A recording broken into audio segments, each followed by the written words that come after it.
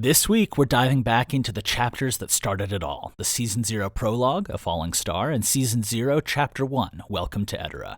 I've worked with my audio artist, Zoran, to infuse these chapters with more magic, more wonder, and more incredible artistry. And along the way, we're taking a look back at the Seventh Valkyrie journey as we make our way eventually towards Season 3. Welcome to the Seventh Valkyrie Listen-Along. Let's rock and roll.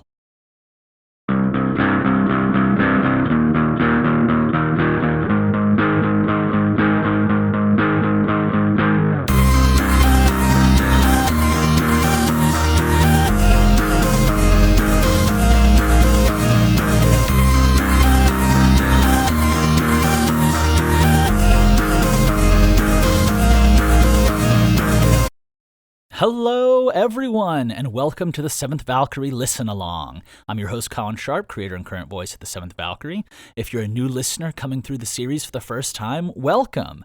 And if you're a grizzled hero of Edara, it's great to have you back. In today's episode, we're talking about Season 0's Prologue as well as Chapter 1. And usually I'd say spoilers right here, but this is the first episode of the series, so there's nothing for us to spoil. And we start with our first segment inside the episode where we talk about kind of the play-by-play and give you just a quick recap of what we listened to. So let's start with the prologue as this star falls across the sky. And we get a harrowing warning that this peace and wonder will not last. But we don't have much time to dwell because we're immediately into Cyrus's introduction. He detects himself being watched, but the Watcher refuses to show themselves. And before long, he's being awoken on the seashore by Bram. And it's very clear that Cyrus is out of place here. He is soaking wet. He has no idea how he got there, no idea how to get home. But despite Cyrus's weird claims of being from Valgardia, Bram takes a little pity on this strange kid. And after warning him against the depths of the forest and offering his services to help him find his way home, we're left with this unlikely pair setting off towards the town of Sunsetten. And that's where we kind of wrap up the summary for this chapter. You know, pretty condensed, tight chapter. I think it rolls about 13 to 15 minutes. And so now let's take a look outside the episode where we talk about the changes, the differences, and as we're taking a look back through this journey. Now, I'm going to try not to spoil anything later in the series, do my best to let all your fresh listeners get to listen along with us without ruining anything, but I will do my best. So it was absolutely wild dropping back into the start of the series. And having Zoran's help now on this journey just makes the whole thing feel so rich. It's like, this is the way it was supposed to be. I just didn't have the resources at the time to execute it, and I was doing it all myself. I mean, I wrote this season inside my bedroom at a fraternity house and was recording it like into pillows using the same audio equipment, actually, but my space has gotten a lot better. And I'll tell you what I did have a lot of, which was a lot of ways to say the word said or called out or explained. God, said-isms. When I first created Seventh Valkyrie, I was kind of between books and games, interactive media, and I was kind of trying to bridge them and find my feet.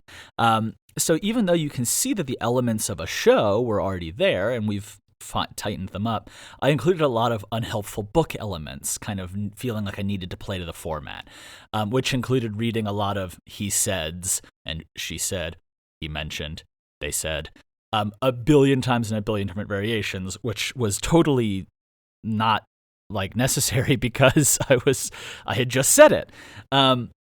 Now, if you listen along to the newest version, you actually don't have to suffer that since I've had Zoran cut about 85% of the saids, and it gets a lot better as the series goes on.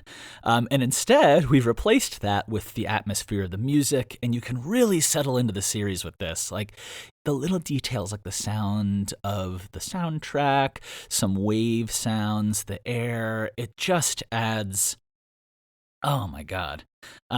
And it's funny because coming into this first one, I really dreaded listening to young Colin as he put this together, since this was me like 8 years ago and the writing and voice acting was a much more raw time. But I'm really happy with how it turned out. I'll be so honest, the series does get better as it goes on because I get better at writing and telling you guys this story. But there's some juice in these early chapters, and I wouldn't trade them for anything. And it really, like, I can feel the elements, and starting with these simple beginnings allows us to kind of grow out and build this rich world that we get to inhabit. Anyway, very excited about all that. That wraps us up for today. And brings us to the end of this episode. Now, if you are itching to get ahead and you don't want to listen along just one at a time, you are not alone. You can do that two ways. First, you can listen to the episodes as they were released right now today for free. Although by this point, the entirety of season 1 and season 2 are fully released. Or if you'd like to wait with us and experience the full magic of the series as we reinvent them from season 0 through season 1, leading into season 2, you can be ahead of the curve by joining us on Patreon as a hero of Edara. You'll get exclusive access to season 0 and season 1 weeks before they hit the public.